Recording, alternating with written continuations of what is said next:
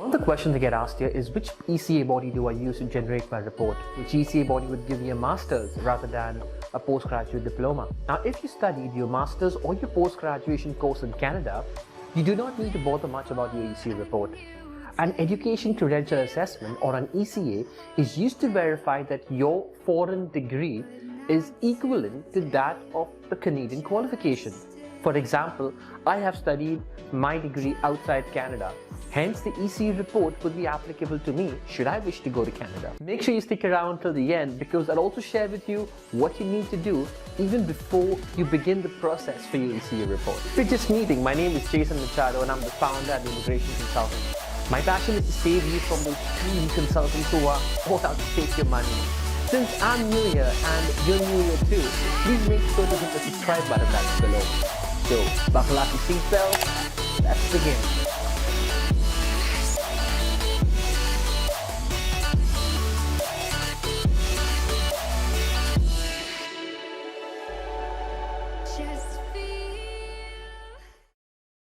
So the ECA report you generate is a must for your immigration process.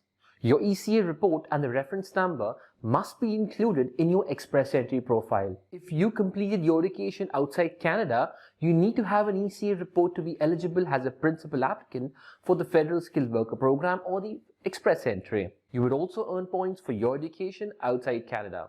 It would also help your spouse earn points should they be accompanying you to Canada. In most cases, you only need an ECA assessment of your highest level of education.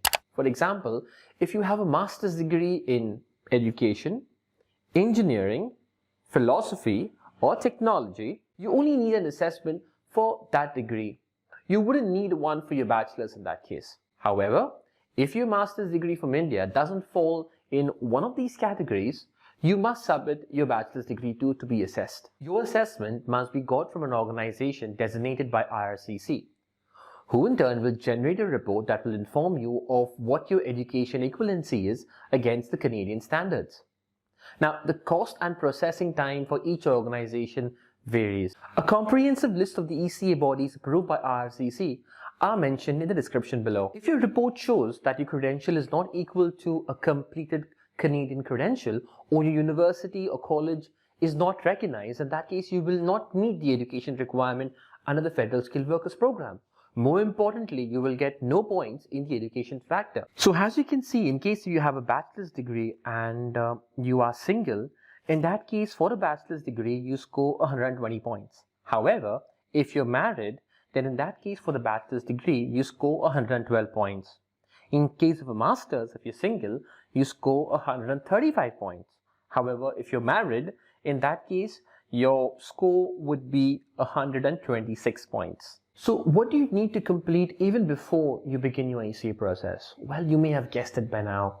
It's your transcripts. Now, it's a real challenge to obtain transcripts from any university in India, especially if you move to a different city or maybe move to a different country, or you just don't have the time. Some of the solutions often used by individuals are, they search through various blogs to find the documents nearby university, and they will then send all the necessary documents and the paperwork to a friend, who in turn will then go to university with a letter of authorization to request the transcripts on your behalf.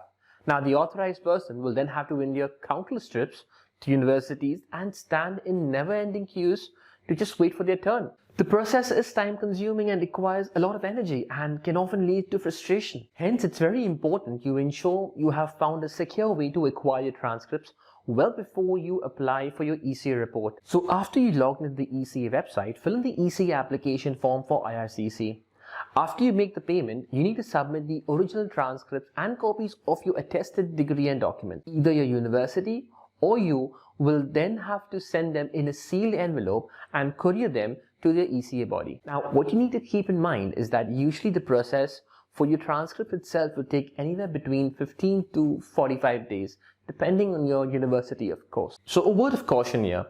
Never accept what someone has done to acquire their ECA report in the past as the actual law.